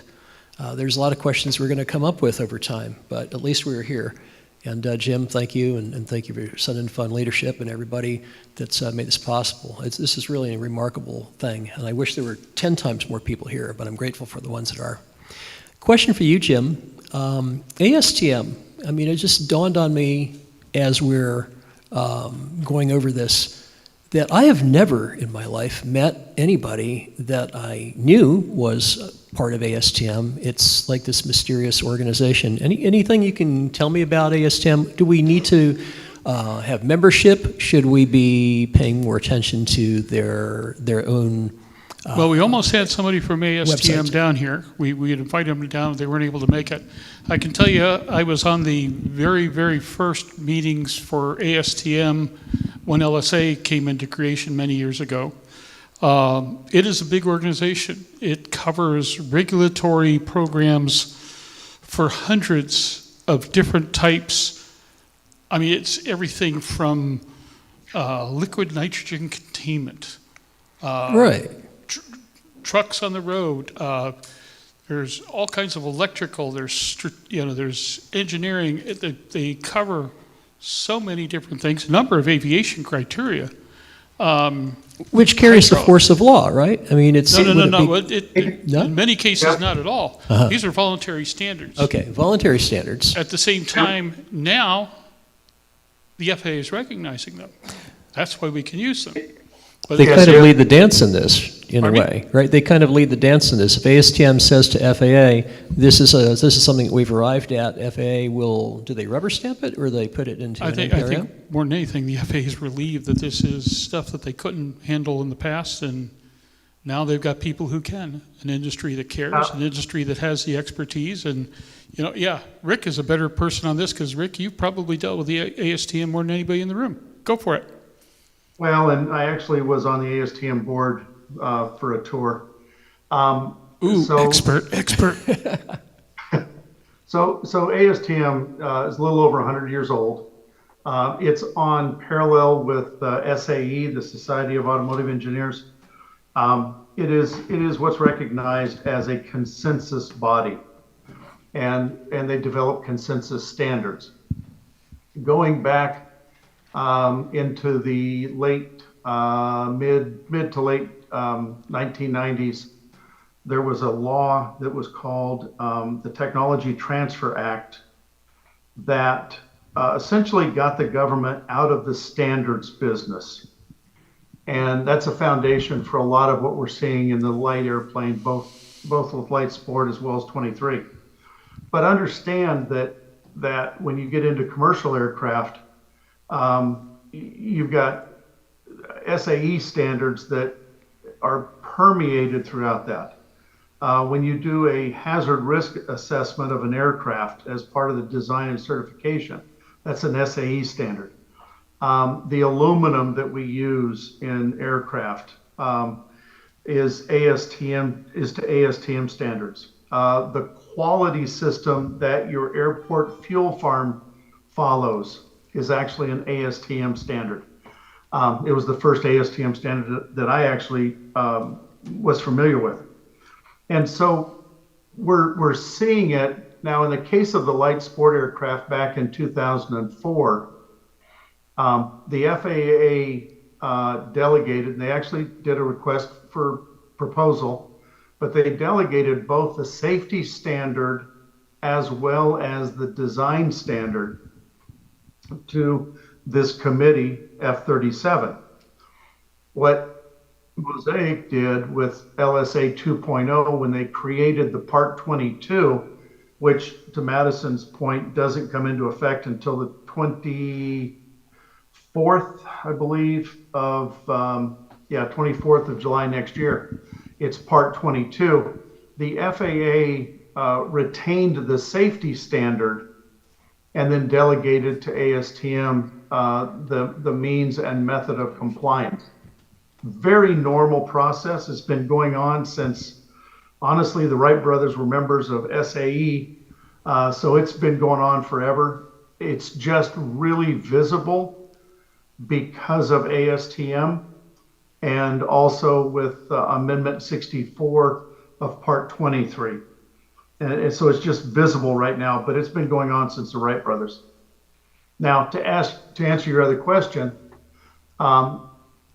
if in fact you're involved with any element of the design, certification of LSA or Part 23 or any component thereof, I certainly would encourage you to become a member of ASTM and become a member of those committees. There's 5 aviation committees, 37 light sport aircraft, 38 with UAS and drones, 39, which is aircraft systems. I chair that one.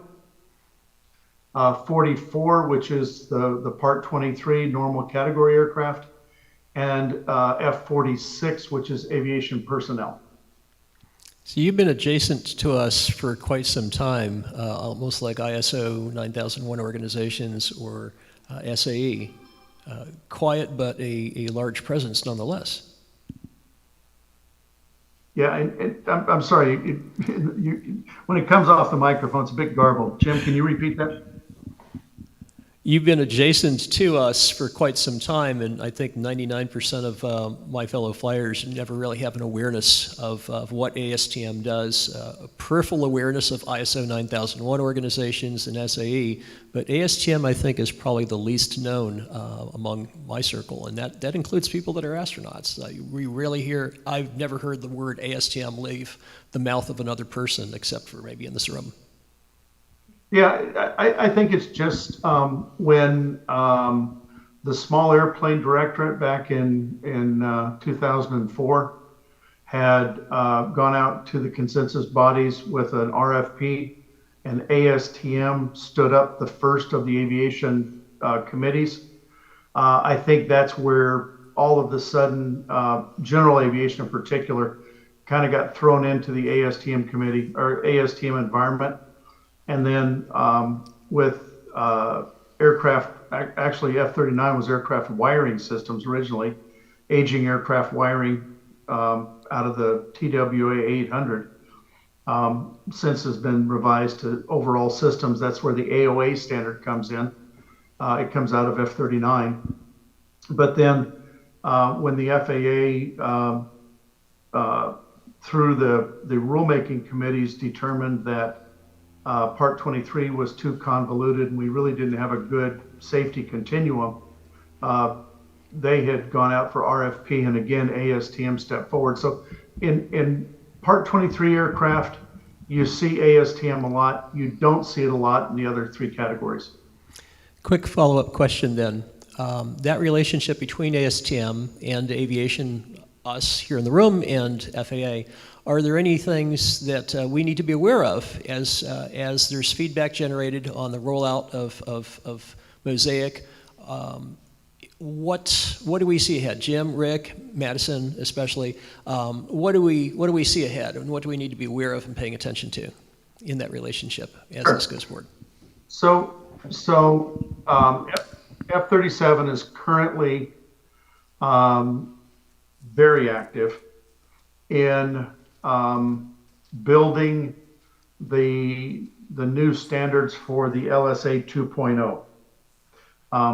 And all of that is actually on fast track. It has to be done, I think it has to be done by first quarter next year in order to be able to actually introduce new aircraft next year at Oshkosh.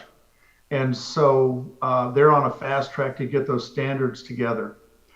You're not, and they're consensus standards. And so it does not make them regulatory until the FAA or any other agency, because this is consensus standards are used across government. But until the government incorporates it by reference or deems it as an acceptable means of compliance, it's just a public standard at that point. Now, if you look, you'll see there is, in fact, a Federal Register notice, both with light sport aircraft as well as Part 23 aircraft, that define the recognized standards that are acceptable means to show compliance to the regulations. So from light sport aircraft, their F-37 committee is hot and heavy developing the new standards.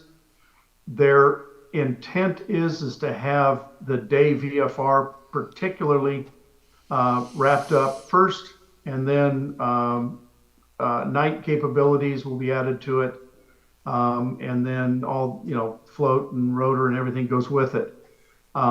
But if you're involved in that system, I highly encourage you to get involved. It's not terribly expensive to become a member.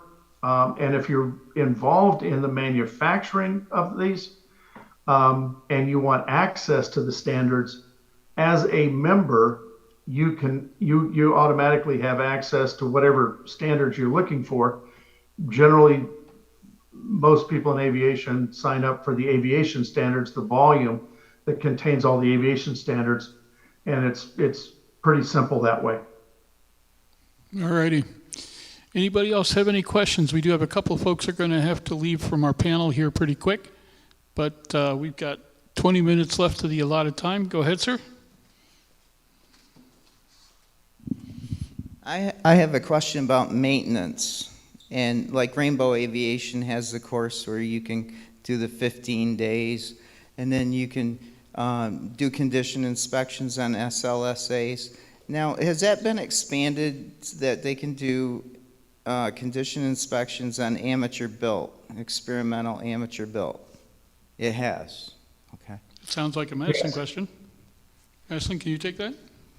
Bring the mic over. Yes, to answer your question briefly, the answer is yes. That was one of the sort of Easter eggs that the FAA threw in the final rule. So if you have your LSRM certificate, you can perform condition inspections on an experimental amateur built. With a maintenance rating for that category. Yes. There you go. Any other questions? Outstanding. Well, I'll tell you what, you've stuck with us for... Jim? Yeah, go ahead. I'm going to give you a couple of things, though, that nobody really asked the questions of, but I want to point out. Because I've gotten these questions quite a bit. And the first one is that there's a lot of confusion, especially early on, that, the old, with the 1,320 pounds, somehow the sport pilot being married with the light sport, they took those airplanes and went, oh, I can make them a light sport. There is no downward pathway from a certified aircraft to an LSA aircraft. So if you have a aircraft that has a normal airworthiness certificate, 150, 172, 182, Piper, there is that aircraft does not miraculously become a light sport aircraft and have all of the maintenance provisions of a light sport aircraft. Okay. Anything else to add? That's the big one. And like I said earlier, do be cautious because LSA 1.0, is forever, as long as it's an SLSA, it's forever locked into 1320. And LSA 2.0 is where we really see a lot of things. The maintenance provisions have been clarified in this new rule also. There was an assumption for the last 20 years of major minor with regards to light sport aircraft. Mm-hmm. And the FAA really clarified that the examples of major, both alterations and repairs in Part 43 are not applicable However, the definition of major minor is in part one. Now, we still don't have any data to be able to do modifications, but we should, and that's one of the things that the committee is working on is kind of developing for the sake of better terms, an AC 4313 for light sport aircraft to facilitate simple repairs and alterations. We can't really use AC 4313 because we don't have a standard cockpit. And in many cases with the 1320 weights, we don't have any structure to be really working with. But in the new aircraft, it should be better. But nonetheless, we will have guidance on how to repair and alter. So not everything has to go back to the manufacturer. All righty. And we've got more questions. Tell you what, Steve Wood, let's give the man a mic.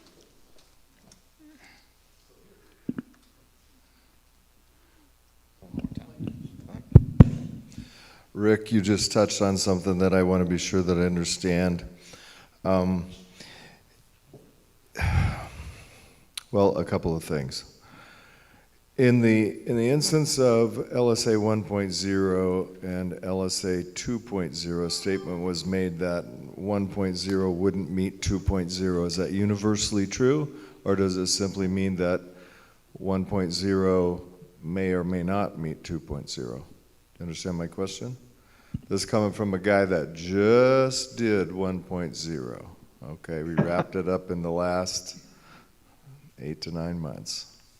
So the specter of saying everything we just did may be up for grabs is pretty unappetizing. What can you give me? Can you give me the quick summary? You or Madison, doesn't matter.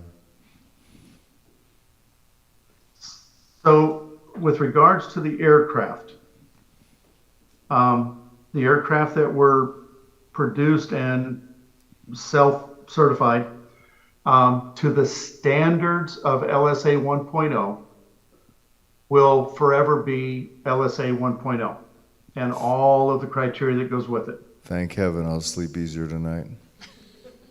I'm sorry? I said thank heaven I'll sleep easier tonight. Okay. You made another statement that I want to be sure I understand. You said that we can't use AC 4313. Our Spirit SE1 maintenance manual specifically allows the use of the repair guidance in 4313 because it is a conventional aluminum airplane. And our maintenance manual says you need not contact us as the manufacturer for engineering guidance to make standard repairs that could have been made under AC 4313. Does that make sense? We're not invoking the entire thing, but we made a decision very early on. This criteria is time proven, it's well tested, and it avoids a bunch of unnecessary engineering. If you can just say, oh, you're splicing a spar web, well, here's what you do. Make sure the material is equal or thicker, and you know the criteria. And use a rivet pattern that looks like this. Can you comment on that? Yeah, so the fact that you have incorporated by reference the provisions of AC 4313 are golden. I think that's fantastic. From a maintainer's perspective, the blind use of that AC without the endorsement of the manufacturer is problematic. Sure, understood. And we're not invoking the entire document.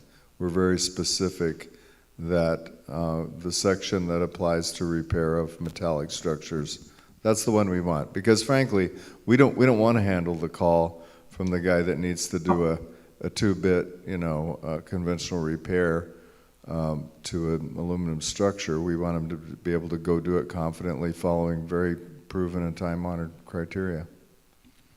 And for the design of your aircraft and the AC fits it perfectly, that makes great sense.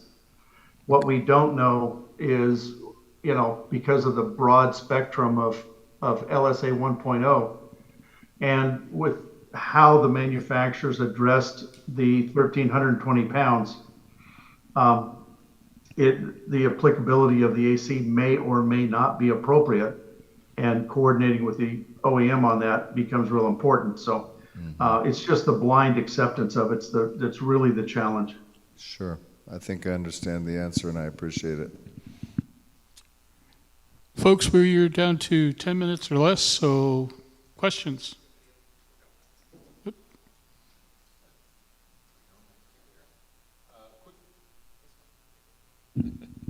Just a quick question. Are any of the legacy manufacturers, the Cessnas and the Pipers, talking about or even considering using ASTM on their aircraft or new designs?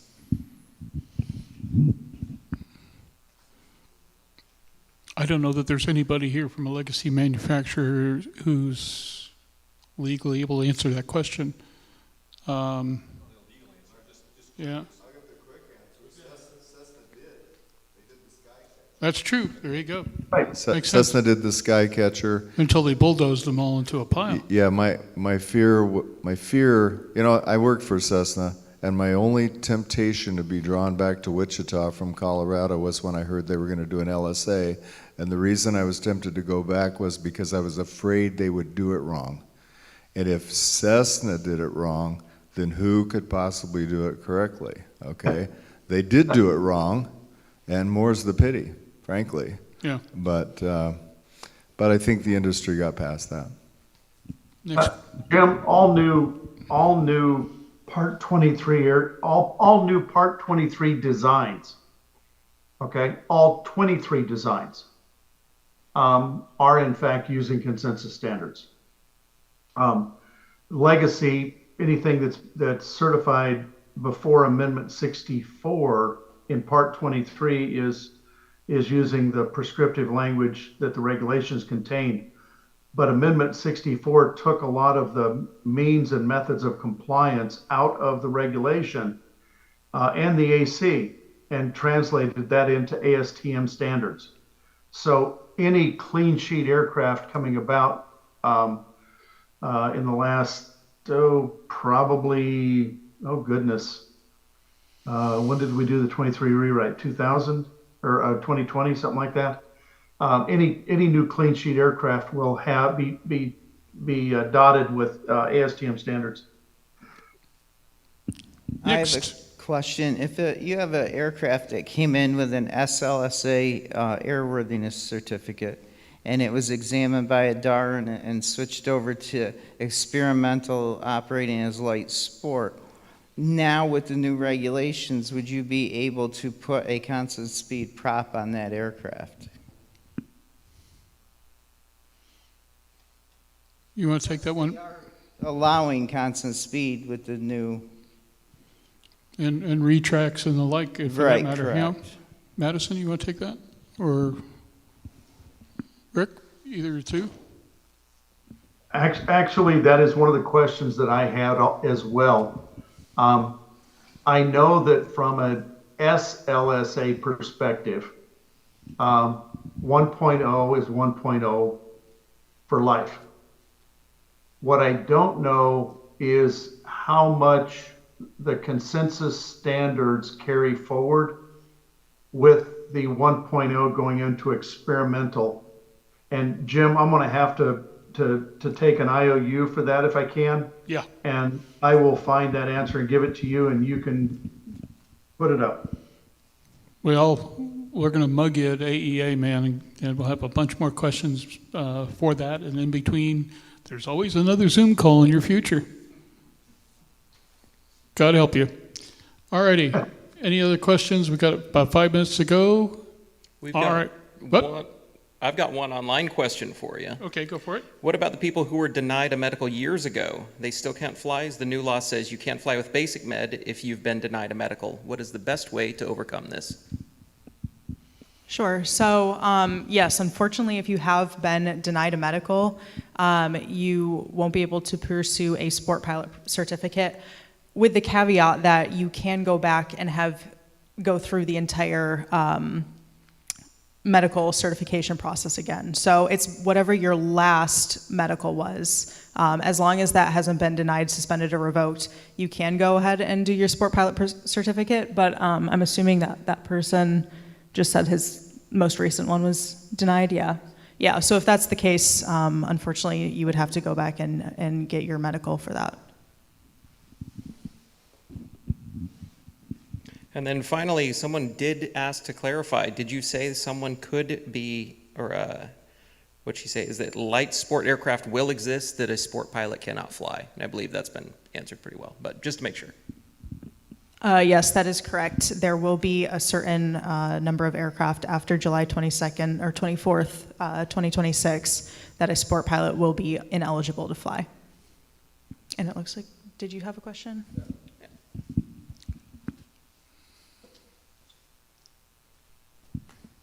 So pilots or people that are getting their light sport that have known conditions, but they can still pursue the light sport because there's no provision requiring them to be able to rectify those known, like for example, colorblind, you know. So colorblind people can now pursue a light sport certificate, correct? Or people that have diabetes or anything like that. And the other question, real quick on you can answer it, probably both of them, is if a light sport or if a CFIS got their certificate, their light sport certificate, and then also got their CFIS in a light sport, is there going to be a requirement or like a transition requirement for them to learn how to fly the bigger, more capable airplanes as well? Or can they just go from having a little light sport airplane and immediately start flying a Cherokee or a 182?